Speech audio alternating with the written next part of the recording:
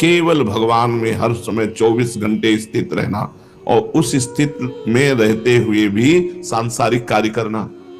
दिखाई दे रहा है व्यापार, नौकरी, कार्य। महाराज अम्बरीश चक्रवर्ती सम्राट हैं, परम ज्ञानी जनक जी राजा हैं। बड़े बड़े महापुरुषों ने ज्ञान योग, भक्ति योग, कर्म योग, इन सब योगों को संसार में करते हुए, प्राप्त करते हुए दिखाया। प्राप्त स्थिति में भी संसार के कार्य करते हुए। कोई ऐसा ना समझे कि ऐसी स्थिति में नौकरी नहीं हो सकती, व्यापार नहीं हो सकता, किसानी नहीं हो सकती, घर गृहस्थी के कार्य नहीं हो सकते। नहीं, भगवान वो सामर्थ्य देते हैं। कर तुम अकर तुम अन्यथा कर तुम, सर्व सामर्थ्यशाली भगवान अपने चिंतन करने वाले को, अपने आश्रित को, अपने संबंधी को इतना बल देते हैं कि जो कार्य है वो बिल्कुल सम्यक रूप से ऐसे ही होगा, और वैसा होते हुए भी वो करता नहीं है, उसके अंदर कोई कामना नहीं। ये भजन से समझ में आएगा, ऐसे नहीं समझ में आएगा, क्योंकि हर समय कामनाओं में ही विचरण करते रहते हो। देखो ना, हर समय कल्पना, मनोराज्य, भूत भविष्य का चिंतन, वस्तु व्यक्ति स्थान का चिंतन, भगवत चिंतन कहाँ है? अभी आसक्ति भगवान से थोड़ी है। तो भजन, सार बात भजन, जिसकी दृष्टि में शरीर से अपनापन नहीं रह गया, इतना भजन। धन से प्रियता नहीं रह गई, ना अपना न पराया, न शरीर से प्रियता है अपने न पराए, ना अपने धन से प्रियता है, ना पराये धन पर नजर है। ये भक्त की कसौटी है।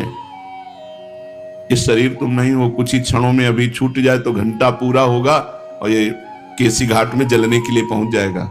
जिस शरीर से इतना प्यार करके भगवान की इस दुर्लभ भक्ति को प्राप्त करने के लिए हम प्रमाद कर रहे हैं, जिस शरीर को अपना मानकर यही शरीर अभी भगवान अंतर्धान हो जाए, तो इस शरीर को अभी 1 घंटा 2 घंटा में राख में परिणित बना देखोगे कि जलाकर राख कर दिया गया। तो अपने शरीर में और पराये शरीर में, जो हम इनसे प्यार करते हैं, हमारा इनसे लगाव है, ये दोनों नाशवान हैं। तो जो ना अपने शरीर से प्यार करता है, ना पराये शरीर से प्यार करता है, ना अपने धन से प्यार करता है, ना पराये धन से प्यार करता है। प्यार नहीं है, पर धन को तिजोरी में ही रखेगा, खर्चा यथोचित ही करेगा, लेकिन उसे प्यार नहीं। परिवार में सबसे बर्ताव प्रेम का करेगा, सबको, जिससे भाई बंधु पिता माता सबसे, लेकिन संबंध किसी से नहीं, केवल भगवान से। ये कला भक्ति में आती है। तो जिसकी दृष्टि में अपने शरीर, पराये शरीर, अपने धन, पराये धन, इसका भाव मिट जाता है। ये भजन से मिटता है। जो सब प्राणियों में एकमात्र भगवान को देखता है, सम है, शांत है, वही उत्तम महाभागवत है। वही भगवान को प्राप्त हो रहा है, जिसके अंदर कामना नहीं है, कामनाकृत कर्म नहीं है, जो एकमात्र भगवान के आश्रय है, और जिसका अपने शरीर से प्रेम नहीं, दूसरों के शरीरों से अपनापन नहीं, अपने धन से कोई प्रेम नहीं, एकमात्र भगवान के नाम में प्रेम। और कैसा नाम में प्रेम? कि जिस लक्ष्मी जी को देवता लोग अभी तक ढूंढ रहे हैं, अर्थात देवता भी जिन लक्ष्मी जी की चरण सानिध्य को प्राप्त करना चाहते हैं, वो त्रिभुवन की राज्य लक्ष्मी दी जाए, तो एक पल के लिए भी जो भगवान के नाम को नहीं छोड़ता, वही उत्तम भागवत है। निरंतर भगवान में इतना चिंतन में डूबा हुआ कि एक पलक झपकने के समय में भी भगवान का विस्मरण न हो, त्रिभुवन की राज्य लक्ष्मी देने पर भी। जिन्होंने अपने मन इंद्रियों को वश में नहीं कर पाया है, उन देवताओं के लिए भी जो अभी ढूंढने की वस्तु है, भगवान के उन चरण कमलों से त्रिलोकी की संपत्ति के लिए, जो आधे निमेष के लिए भी अलग नहीं होते, लो त्रिभुवन की संपत्ति, और भूल जाओ भगवान को पलक झपकने के समय को, तो वो भक्त राजी नहीं होगा। उसे वैष्णव कहते हैं। जो विवशता पूर्वक जिनका नाम पुकार दे, राधा, हरि, गोविंद, तो सारे पापों का नाश कर देते हैं। ऐसे भगवान को जो अपने प्रेम संबंध से, प्रेम रूपी रस्सी से बांधकर अपने हृदय में रखते हैं, और एक हृदय ऐसा महल बन जाता है जहां से भगवान कभी एक क्षण के लिए नहीं छूटते, वो भगवान का महाभागवत है। महाभागवत कौन? जो इस तरह भगवान के भजन में लगा है, ना अपने शरीर की चिंता, ना पराये शरीर की चिंता, ना अपने धन की चिंता, ना किसी और के धन की चिंता, ना कोई कामना, ना कोई कामनाकृत कर्म। और हो सब रहा है लेकिन कामनाकृत नहीं, भगवत प्रेरित कर्म हो रहा है। जो त्रिभुवन की राज्य लक्ष्मी देने पर भी आधे पल के लिए भगवान का स्मरण नहीं छोड़ता, एकमात्र भगवान का आश्रय। और जिनका भूल से कोई नाम पुकार दे तो सर्व पाप नष्ट हो जाते हैं। ऐसे भगवान के नाम का निरंतर जप करके प्रेम रस्सी से भगवान को अपने हृदय में बांध लिया, वो महाभागवत है। तीन बातें, आसक्ति केवल भगवान से, आश्रय केवल भगवान का, संबंध केवल भगवान से। तो कह रहे हैं जब ये तीनों भगवान के लिए ही होते हैं तो उसकी स्थिति एक बड़ी अलबेली होती है। उसके हृदय में दैन्यता रहती है, किसी साधन का अभिमान नहीं रहता।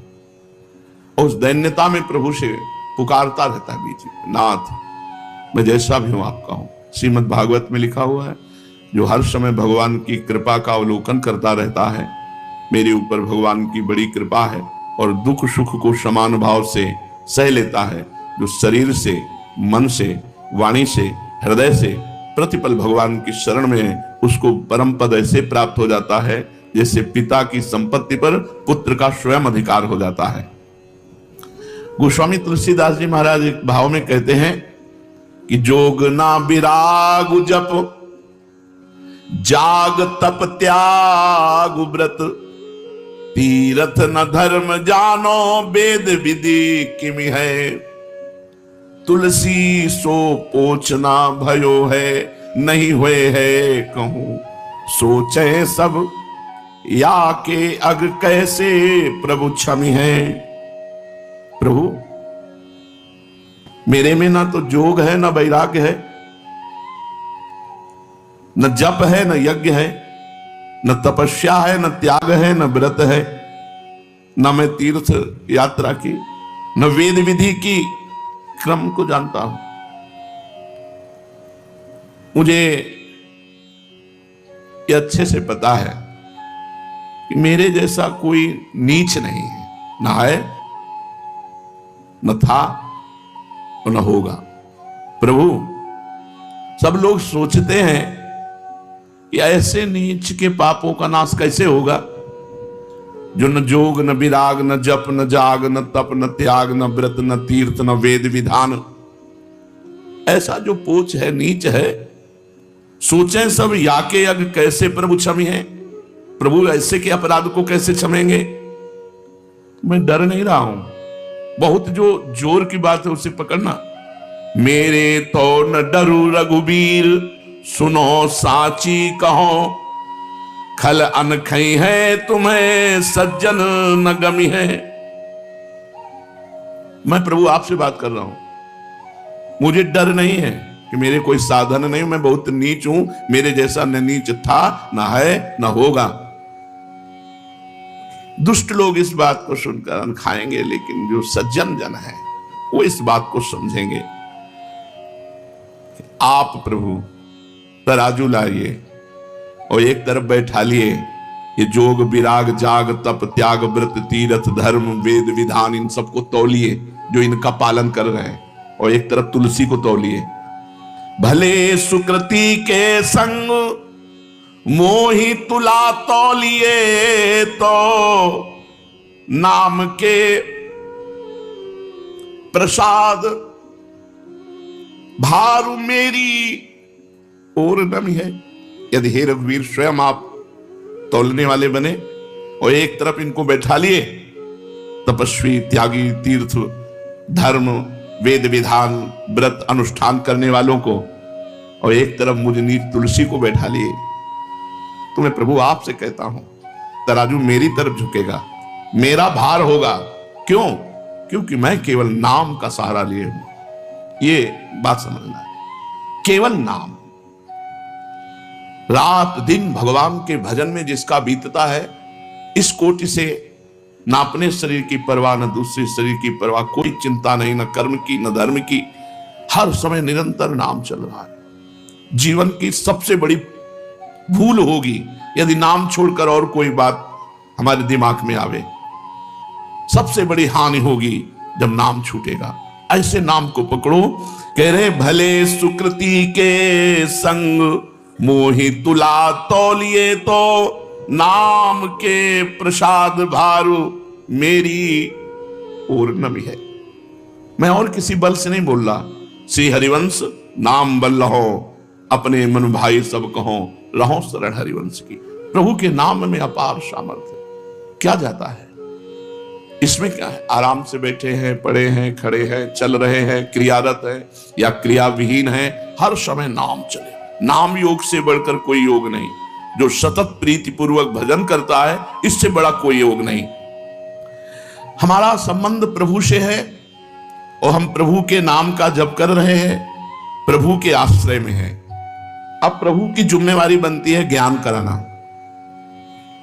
इस जगत से जब तक ज्ञान नहीं होता तब तक हमारा उद्धार नहीं होता। तो भगवान कह रहे हैं ज्ञानम ते हम, तुम्हें मैं ज्ञान दूंगा।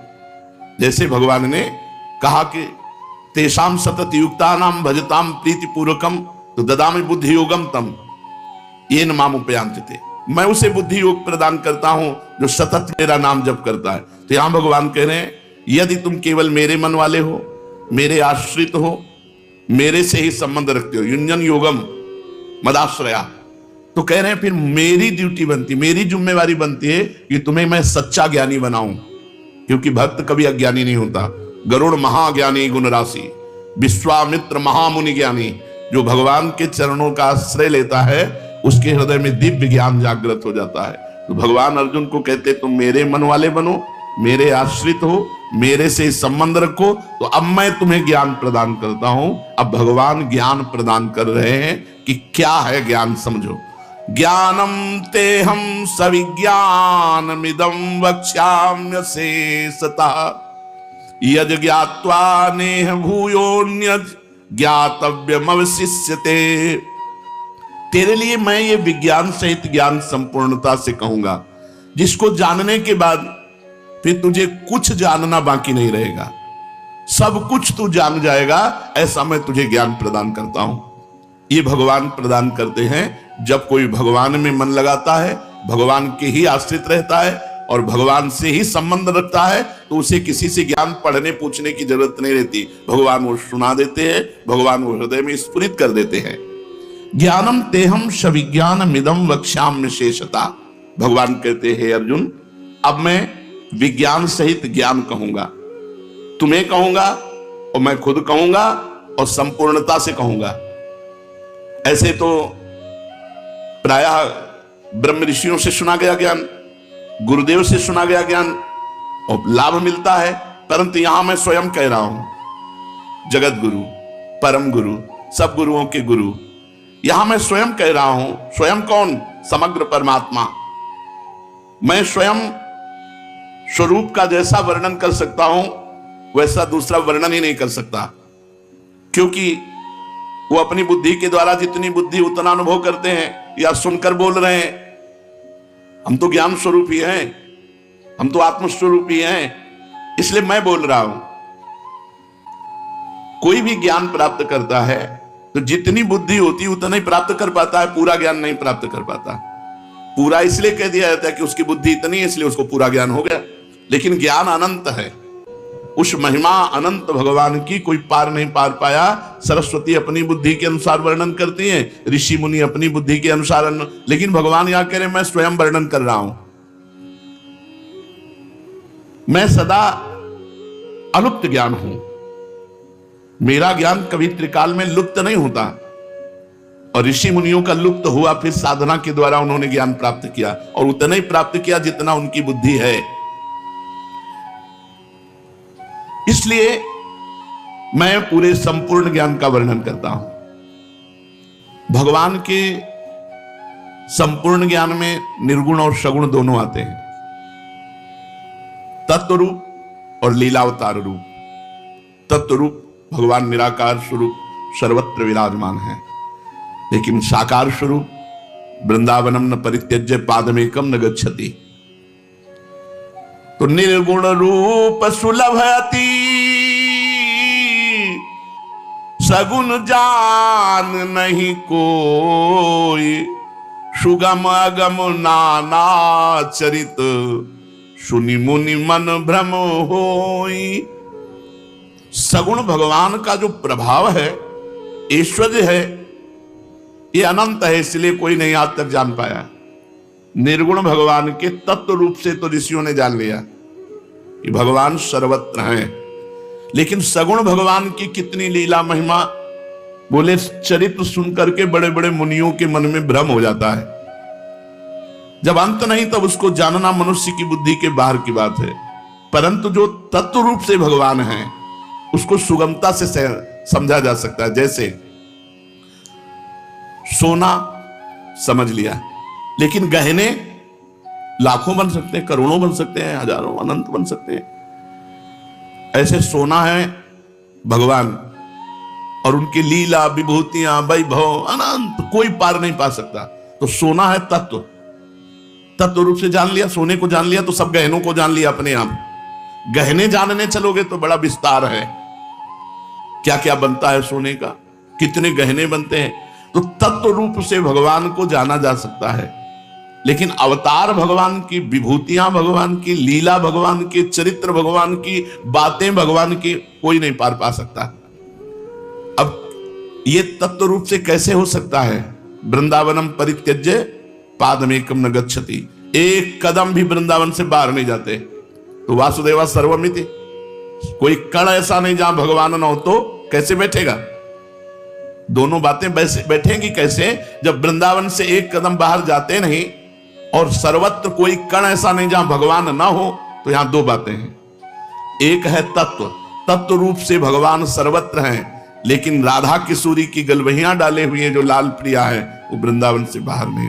इनकी महिमा जानना अगम है, निर्गुण महिमा जानना सुगम है। कह रहे निर्गुण रूप सुलभ अति, सगुण जान नहीं कोई, सुगम अगम नाना चरित, सुनि मुनि मन भ्रम होई।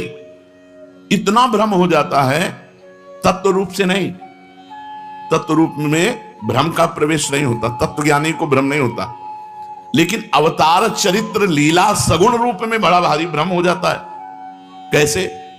जैसे स्वयं जितनी भी बुद्धि सृष्टि में है, तो सबकी बुद्धि की अधिष्ठात्री देवी है मां भगवती। या देवी सर्वभूतेषु बुद्धि रूपेण संस्थिता, नमस्तस्यै नमस्तस्यै नमस्तस्यै नमो नमः। वही देवी जो सबकी बुद्धि की आधार है। जब राम जी को देखा कि हे खग हे मृग हे मधुकर श्रेणी, तुम देखी सीता मृग नयनी। हे खग मृग, हे पशु पक्षियों, हे वृक्ष लताओं, तुमने कहीं प्राण प्रिय जानकी को देखा? भगवान के अश्रु चल रहे हैं, भगवान विनय से पूछ रहे हैं। सबकी बुद्धि के आधार रूपा माता सती को भ्रम हो गया। जब भगवान शिव ने जय सच्चिदानंद परम धाम कह के भगवान राम को प्रणाम किया, तो सती जी को भ्रम हुआ कि अगर सच्चिदानंद तत्व हैं तो सर्वज्ञ होना चाहिए। सर्वज्ञ होकर के फिर ये खग मृग पशु पंछी लता वृक्षों से कैसे पूछ रहे हैं कि तुमने मृगनयनी सीता को देखा है क्या? ये विरह में कैसे रो रहे हैं? अगर ये सच्चिदानंद नहीं है तो सच्चिदानंद भगवान शिव जय सच्चिदानंद कह के प्रणाम क्यों किया? भ्रम हो गया, भ्रम हो गया। बड़ा भ्रम से लीला का विस्तार हुआ। काकभूषुंड जी ने देखा कि भगवान कवल पा रहे हैं, किनका गिरा तो उठा करके मुख में लिया। तो उठाने के लिए जब दौड़े तो भगवान भयभीत होकर भागे। काकभूषुंड जी ने कहा मैं तो दास हूं प्रभु का। क्या सर्वज्ञ है? क्या इनको पता नहीं कि मैं दास हूं? दास को देखकर भयभीत होकर क्यों भागे? क्या ये वही भगवान है जिनकी मैं आराधना करता हूं? तो लौट करके तिरछी चितवन से देखा और हंस दिया। जे हंसे तो काकभूषुंड जी भगवान के मुख से उदर में गए। उदर में देखा वही अखंड ब्रह्मांड अनंत लीलाएं, और वहां भी वही लीला चल रही। बड़े विचलित हुए, तब मुख से बाहर आए भगवान की ये तो भगवान ही। फिर भगवान भगे, बड़े बड़े मुनियों के मन में इस बात से भ्रम हो जाता है जब भगवान साकार रूप लेकर लीला करते हैं। तभी कह रहे निर्गुण रूप सुलभ अति, सगुन जान नहीं कोई, सुगम अगम नाना चरित।